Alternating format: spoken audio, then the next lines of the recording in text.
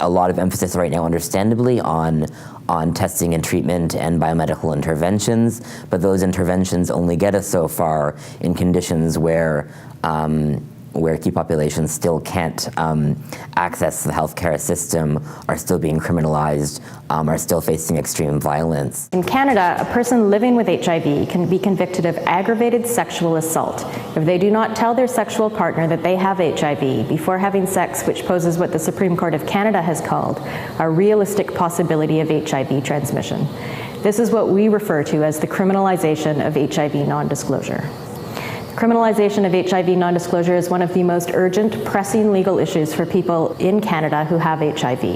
The Canadian HIV/AIDS Legal Network has been working to oppose the overly broad use of the criminal law with respect to HIV transmission for over 15 years. And in that time, we've seen many injustices and adverse health impacts resulting from the criminalization. That's why we continue to work to change these laws and the way they're enforced.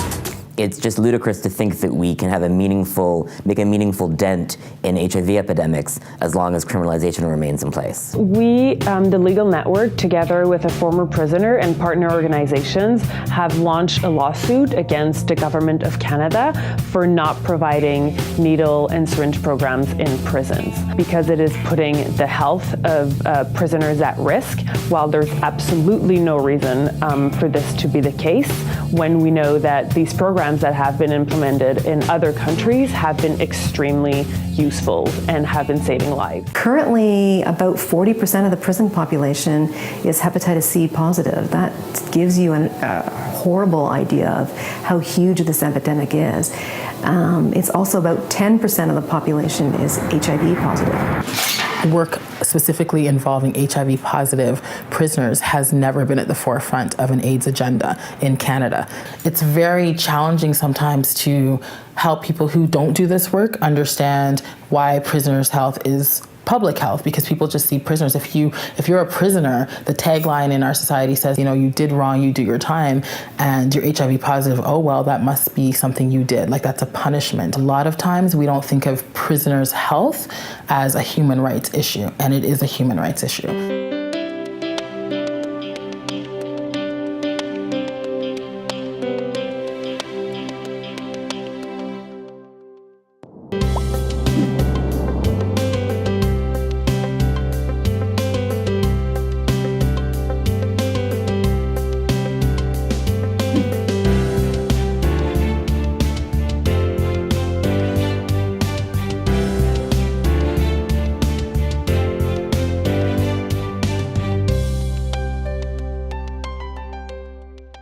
We're not going to have much impact in reducing the magnitude of the epidemic if we only reach the populations that are easy to reach, and we'll probably get access to the services anyway. Universal access to treatment in a country like Canada doesn't really exist right now.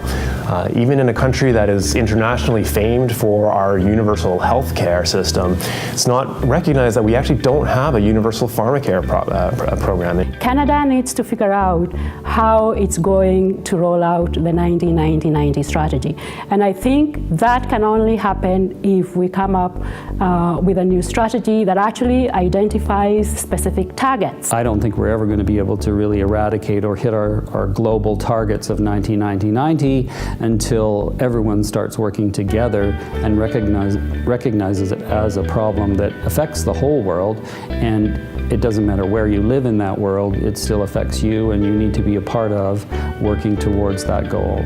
I think our biggest challenge is to start thinking bigger, literally. And condoms and testing and prevention information and risk information, that's all important. But we're only dealing with the symptoms of HIV. We have to start looking at the causes of HIV. And those are structural. Those are stigma. Those are homophobia. Those are lack of access to adequate health care. We've got to go further upstream to really impact that. And I think there are organizations that are doing that. We're certainly seeing an increase in gay men's health as a focus, and that's modeled in looking at those upstream factors and the issues that impact HIV, and we know that is more than just condoms and testing and safer sex. With the right kind of people, working shoulder to shoulder, we can do this, we can get ahead of the epidemic, and we can bring it to its knees. I think it's vitally important that Canada continue to play a leading role in fighting against HIV.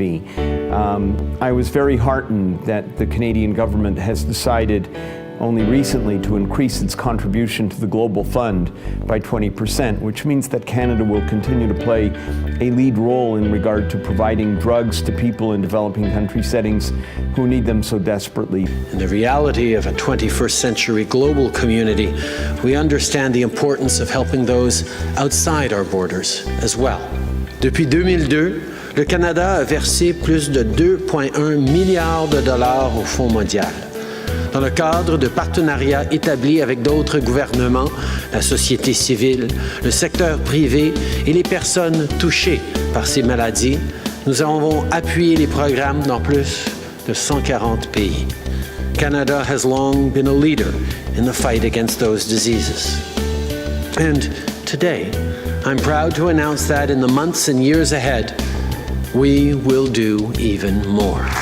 Le 16 septembre, à Montréal, le Canada sera l'hôte de la 5e conférence pour la reconstitution du Fonds mondial contre le VIH, la tuberculose et le paludisme. Nous augmenterons de 20% notre contribution, offrant 785 millions de dollars pour 2017 à 2019. It's an honor for Canada to be a part of this initiative. And it's a true expression of Canadian values. In Canada, we care for each other. We support those in need, and we recognize that health and wellness underpin every other effort we make, here at home and around the world. You keep fighting, you keep struggling with it. But when I look back on it, it was basically rage, and you know, it hasn't changed. I feel rage to this day because we're still moving too slowly. We're still losing lives on the ground unnecessarily.